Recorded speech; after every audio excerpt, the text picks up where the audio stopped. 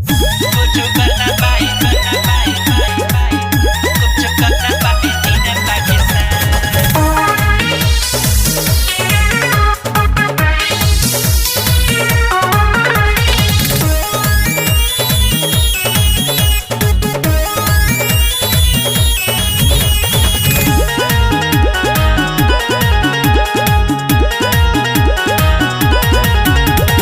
दुनिया में ऊंचा रही भारत के नाम,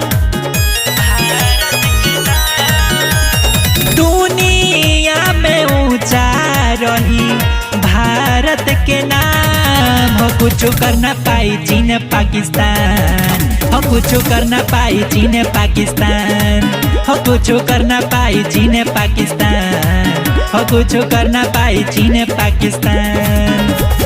झुकी नहीं झंडा चाहे चली जाई जान, झुकी नहीं झंडा चाहे चली जाई जान। हो कुछ करना पाई चीन पाकिस्तान, हो कुछ करना पाई चीन पाकिस्तान, हो कुछ करना पाई चीन पाकिस्तान, हो कुछ करना पाई चीन पाकिस्तान।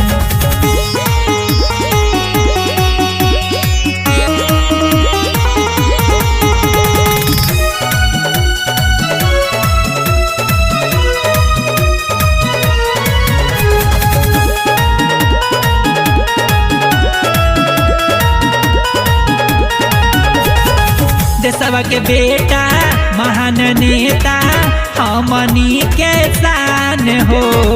गांधी सुभाष चंद्र भगत सिंह नेहरू संगे अब्दुल कलाम हो, संगे अब्दुल कलाम।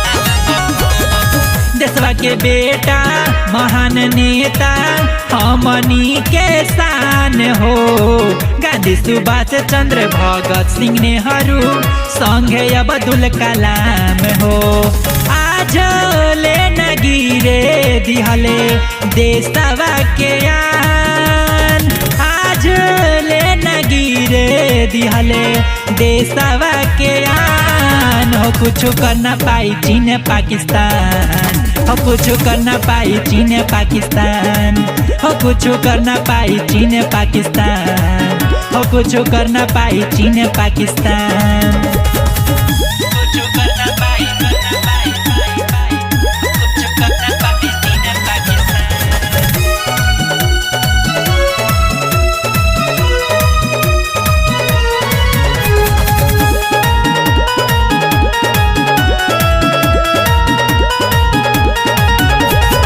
देशवा के खातिर वीर कुंवर सिंह दुश्मन से लड़े गईले हो।